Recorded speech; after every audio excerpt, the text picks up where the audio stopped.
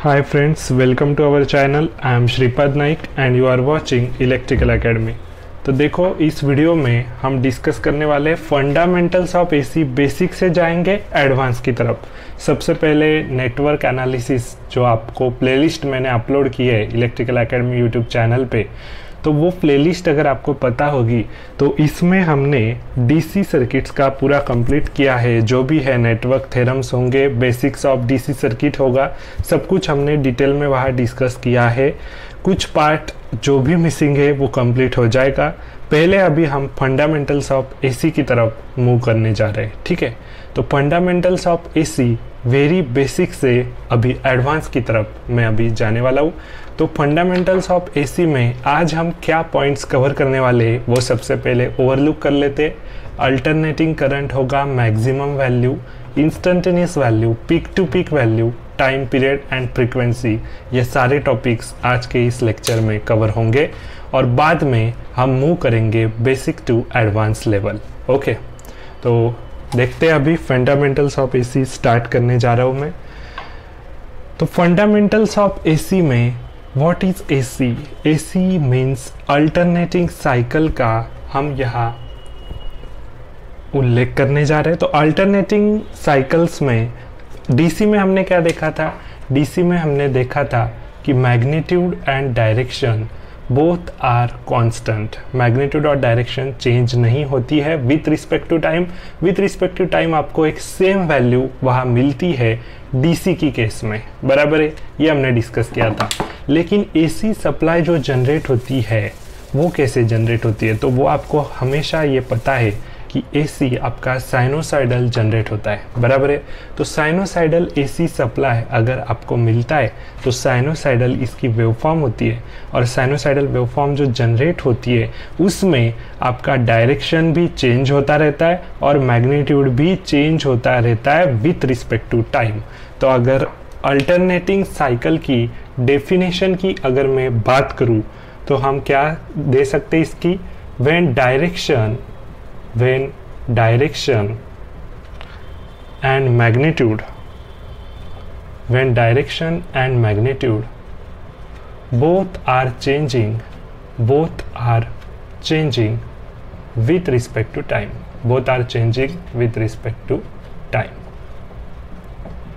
is called AC, alternating cycle, ठीक है। तो अभी हम यहाँ दो पॉइंट्स का यहाँ जिक्र करते, वोल्टेज और करंट। आप कुछ भी एक क्वांटिटी अभी समझने के लिए यहाँ ले सकते, वोल्टेज ले सकते और करंट ले सकते। तो अगर मैंने यहाँ पकड़ा वोल्टेज, तो वोल्टेज होगा मेरा Vm sin ओमेगा t, जो हम इसे बोलते हैं, बराबर है। तो ये कैसे आया, क्यों आया, वो मैं आपको अभी बताऊंगा। और करंट I होगा Im sin ओमेगा t। तो कोई भी एक क्वांटिटी का जिक्र अभी हम यहाँ करने वाले। लेट अस अज्यूम कि हम अभी यहाँ वोल्टेज कंसिडर करने वाले। आप कोई भी एक क्वांटिटी कंसिडर कर सकते, voltage in volts, current in ampere, कुछ भी आप कंसिडर कर सकते, ठीक है। तो यहाँ voltage V equal to Vm sine omega t यहाँ अगर मैंने लिया तो अभी साइनोसाइडल वेवफॉर्म जो आपकी जनरेट होती है, तो वो जनरेट होती कैसे, उसके लिए अभी मैं ये क्लॉक का एग्जांपल यहाँ कंसिडर करता हूँ। तो देखो घड़ी आपको पता है, घड़ी में आपके 12 बजते, 3 बजते, 6 बजता है और 9, ये आपका रहता है 1, 2, यहाँ 4, यहाँ 5, ठीक है। जो भी आपकी टाइमिंग से घड़ी की, इसके अकॉर्डिंग मैं अभी आपको एग्जांपल देने जा रहा हूँ। तो 12 को आप 0 भी कह सकते हैं, 12 भी कह सकते हैं। ये घड़ी मैंने यहाँ क्यों ड्रॉ की? तो इसका पर्पस है कि एंगल इन डिग्रीज आपको यहाँ बताना है, बराबर है। तो एंगल इन डिग्रीज अगर आपने देखा तो 12 और 3 में ये 90 डिग्री का एंगल बना, ये 30 डिग्री का, 12 और 1 में, 1 और 2 में 30 डिग्री का एंगल है, 12 और 2 में 60 डिग्री का एंगल है। तो एंगल के हिसाब से अभी हमें यहाँ चलना है, क्योंकि टाइम के हिसाब से हमारी ये मैग्नीट्यूड एंड डायरेक्शन दोनों चेंज होती रहती है, बराबर है, ये आपको पता है, ठीक है। तो अभी घड़ी में हम क्या देखते हैं? हमेशा घड़ी में हम हमेशा देखते हैं एक छोटी सुई रहती है और एक बड़ी सुई रहती है, एक छोटी और एक बड़ी। अभी ये छोटी और बड़ी एक ही है तो 12 बजे, ऐसा हम कहते हैं। बराबर है। अभी अगर ये छोटी सुई इधर चली गई तो ये 30 डिग्री का एंगल बना के यहाँ एक बच गया, ठीक है। तो उसके हिसाब से हमारी मैग्नीट्यूड और डायरेक्शन भी ऐसी घड़ी की तरह चेंज होती रहती है, ठीक है। तो आपको एक साइनोसॉइडल वेवफॉर्म यहाँ जनरेट होती है। तो साइनोसॉइडल वेवफॉर्म की अगर मैं बात करूँ तो ये ऐसी एक वेवफॉर्म आपको बनेगी। यहाँ ये पूरी डिग्रीज कितने, घड़ी में कितनी यहाँ डिग्रीज है टोटल, अगर मैंने काउंट किया ये 30 डिग्री, ये 30 ऐसा पूरा अगर मैंने यहाँ काउंट किया तो 360 डिग्री मेरा आंसर होगा, बराबर है।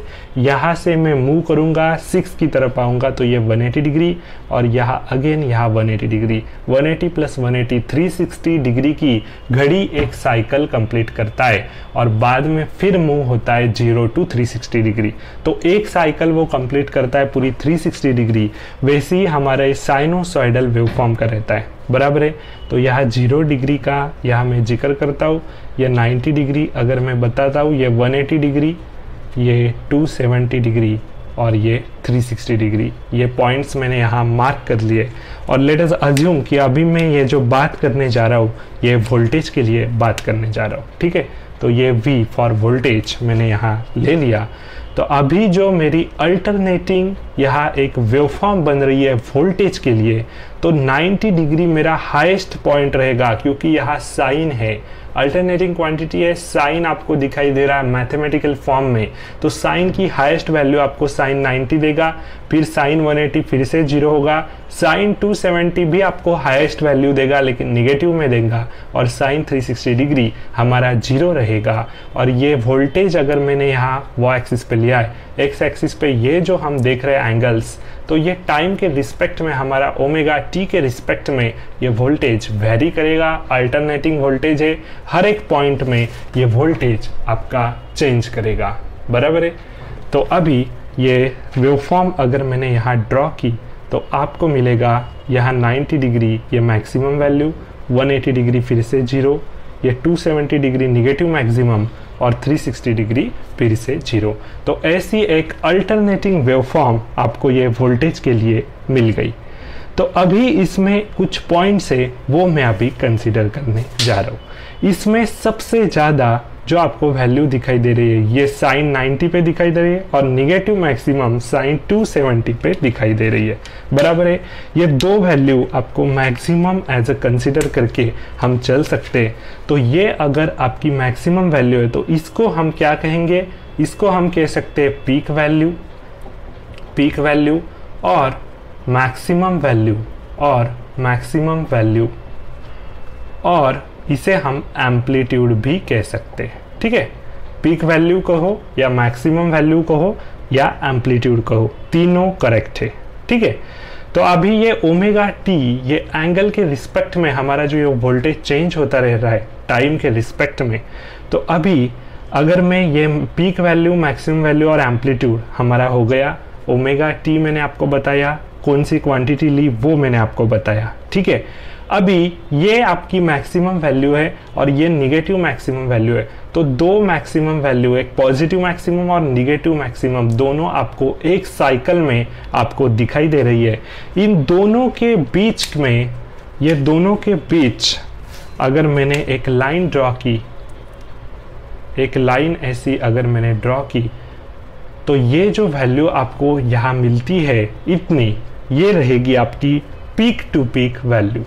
पीक टू पीक वैल्यू ये कौन सी वैल्यू रहेगी, पीक टू पीक वैल्यू इसे हम कहेंगे, क्योंकि ये मैक्सिमम पीक है, पॉजिटिव मैक्सिमम पीक और ये निगेटिव मैक्सिमम पीक, दोनों के बीच में आपको क्या मिलेगी, ये पीक टू पीक वैल्यू, ठीक है। तो ये पीक टू पीक वैल्यू क्या होता है ये भी आपको अभी समझ में आ गया होगा।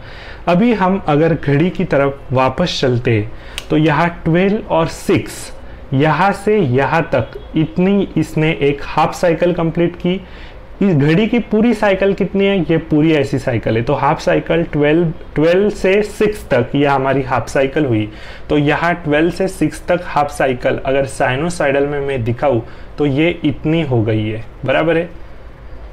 एक मिनट, ये लाइन यहाँ ड्रॉ करता हूँ, इतनी हमारी ये हाफ साइकिल हो गई। तो ये पॉजिटिव हाफ साइकिल आपको मिल रही है और सेम आपको निगेटिव हाफ साइकिल यहाँ मिल रही है। 6 से 12 की तरफ अगर हम गए ऐसे घड़ी की हिसाब से अगर देखा तो ये आपको नेगेटिव हाफ साइकिल यहाँ मिल गई।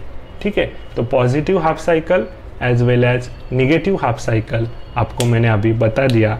और दोनों ये पॉजिटिव हाफ साइकिल और नेगेटिव हाफ साइकिल दोनों हाफ साइकिल अगर कंबाइन कर दे तो ये घड़ी की जैसी एक कंप्लीट साइकिल हमारी बन रही है।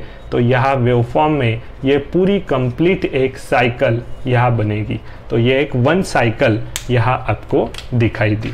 ठीक है, तो ये बेसिक था। अभी इसमें हम आगे बढ़ते। ठीक है, तो चलो आगे बढ़ते। अभी देखो ये जो हम लिखते हैं V equal to VM sine omega t, ये हमेशा इसका हम जिक्र करते हैं, वोल्टेज हो चाहे करंट हो। तो इसमें अभी कौन कौन सी क्वांटिटी क्या क्या डिनोट करती है इसका हम यहाँ जिक्र करेंगे। तो अगर मैं बात करूँ ये ओमेगा टी की, तो what is this omega T? This is nothing but this one. बराबर है, ये ओमेगा टी ये हमारा क्या है? This is angle in degrees. ये जो एंगल है डिग्रीज में जो हमने यहाँ देखा घड़ी से रिलेट करके वेवफॉर्म पे जो मैंने आपको दिखाया, this is nothing but this is omega T, angle in degrees. ठीक है, ये Vm क्या है? This is Vm। Vm means maximum value of voltage. जो अभी हमने वेवफॉर्म में देखा यही हमारा Vm है। ये है Vm, maximum value of voltage. तो इसे हम पीक वैल्यू कहे या मैक्सिमम वैल्यू कहे या एम्पलीट्यूड कहे, नथिंग बट सेम, तीनों सेम है। ठीक है, और ये V क्या है? This V is nothing but instantaneous voltage.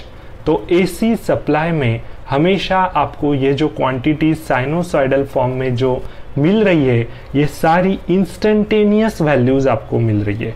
तो ये पीक वैल्यू ऑफ वोल्टेज है, ये V है इंस्टेंटेनियस वैल्यू ऑफ वोल्टेज। ठीक है, यहाँ अगर मैंने करंट की बात की होती, करंट के लिए ये साइकिल में ड्रॉ करता, तो ये यहाँ I ड्रॉ करता, यहाँ Im साइन ओमेगा टी लिखता, तो ये I होता मेरा instantaneous value of current, Im रहता peak value of current and omega T रहता angle in degrees.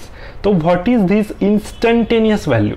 Instantaneous value means हर एक इंस्टेंट को आपको अलग अलग वैल्यू यहाँ AC सप्लाई में दिखाई दे रही होती है। बराबर है, DC में ऐसा होता नहीं है, हर एक टाइम इंस्टेंट में सेम वैल्यू आपको दिखती है, लेकिन AC में आपको डिफरेंट वैल्यूज यहाँ दिखाई देती है। फॉर एग्जाम्पल अगर मैंने बात की, यहाँ ये कुछ एंगल मैंने ड्रॉ किया, मान लो 10 डिग्रीज, या मैं कहता हूँ ये θ1 एंगल है, ये मेरा θ2 एंगल है, कुछ भी ले सकते, 10 डिग्री 15 डिग्री 20 डिग्री कुछ भी ले सकते। अलग अलग थीटा ये मैंने यहाँ ड्रॉ किए, अलग अलग एंगल्स मैंने ड्रॉ किए। तो अलग अलग एंगल्स के लिए ये अलग अलग मुझे वोल्टेज दिखाई देगा। लेट अस अज्यूम ये θ1 अगर मैंने एक एंगल लिया, इसको 5 डिग्री मानो, 10 डिग्री मानो, कुछ भी मानो, इस θ1 के लिए मुझे वोल्टेज V1 मिलेगा, θ2 के लिए यहाँ वोल्टेज V2 मिलेगा, θ3 के लिए वोल्टेज V3 मिलेगा।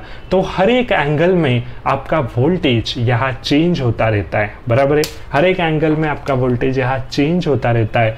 तो हर एक एंगल आपके लिए ज़रूरी है। हर एक एंगल में आपको अलग अलग क्वांटिटीज, क्वांटिटी से में अलग अलग वैल्यूज उस क्वांटिटी की आपको मिल रही है। तो this is nothing but instantaneous values. ये V1 भी इंस्टेंटेनियस वैल्यू है इस इंस्टेंट के लिए, ये V2 इंस्टेंटेनियस वैल्यू है इस इंस्टेंट के लिए, θ2 इंस्टेंट के लिए, V3 आपकी इंस्टेंटेनियस वैल्यू है θ3 के रिस्पेक्ट में। तो ये इंस्टेंटेनियस वैल्यू है, ये चेंज होती रहती है। तो ये इंस्टेंटेनियस वैल्यूज के फॉर्म को आपको लिखना है तो आप कैसे लिखेंगे? Peak value multiply by sine omega t, where omega t is angle in degrees. तो ऐसे इस रिलेशन को लिखा जाता है। ठीक है, तो ये आपको अभी क्लियर हो गया होगा। करंट के लिए भी आप ऐसा ही लिखेंगे, I equal to Im sine omega t. ठीक है, तो अभी बात करते हैं टाइम पीरियड और फ्रीक्वेंसी की। ठीक है, तो व्हाट इज टाइम पीरियड? तो टाइम पीरियड की अगर मैं बात करूं, टाइम पीरियड की, तो घड़ी की पहले बात करते। घड़ी में आपका जो टाइम रहता है तो पूरा ये 1 रिवॉल्यूशन या तो फिर 1 साइकिल पूरी कंप्लीट करने के लिए आपको जो टाइम लगता है वो रहेगा आपका घड़ी का टाइम पीरियड।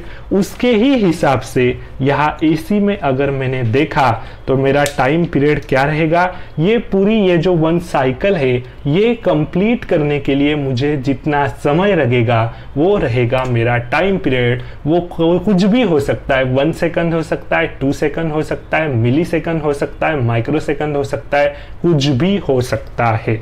तो टाइम पीरियड मेरा क्या रहेगा, time taken to complete 1 cycle, या तो फिर हम कह सकते हैं 1 revolution is called time period which is denoted by t। Time period को हम t से डिनोट करते हैं, time taken to complete 1 cycle. अभी फ्रीक्वेंसी की बात करते हैं, तो ये एक साइकिल कंप्लीट करने के लिए आपको कितना भी समय लगे, सेकंड में लगे, मिली सेकंड में, माइक्रो सेकंड में, कुछ भी उसका यूनिट हो सकता है, ये टाइम t रहेगा, ठीक है। और फ्रीक्वेंसी की अगर बात करें तो फ्रीक्वेंसी हम अभी यहाँ बात करने जा रहे हैं, फ्रीक्वेंसी f।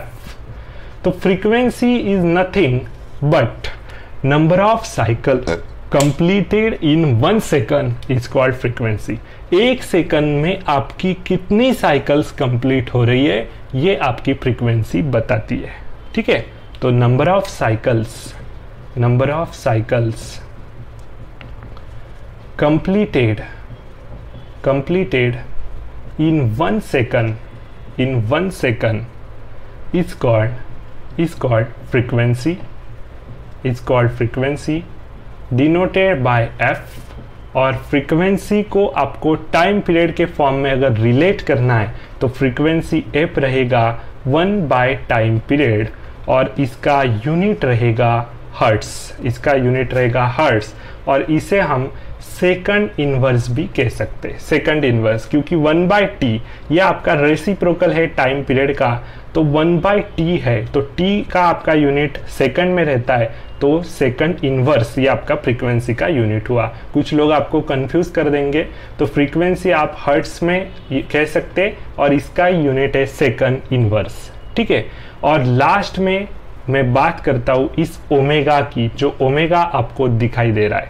तो ओमेगा क्या है, omega is 2 pi F. Omega is angular frequency, ये जो एंगल के साथ आपका ये वेरिएशन आपको दिखाई दे रहा है, तो ये एंगुलर फ्रीक्वेंसी ये बताता है आपका ओमेगा, जो होता है 2 pi F, 2 pi multiply by F, क्योंकि 1 रिवॉल्यूशन पूरा ये आप बता रहा है, तो ये एंगुलर फ्रीक्वेंसी आपकी हुई 2 पाई एफ रेडियन पर सेकंड। इसका यूनिट क्या हुआ, रेडियन पर सेकंड, ठीक है।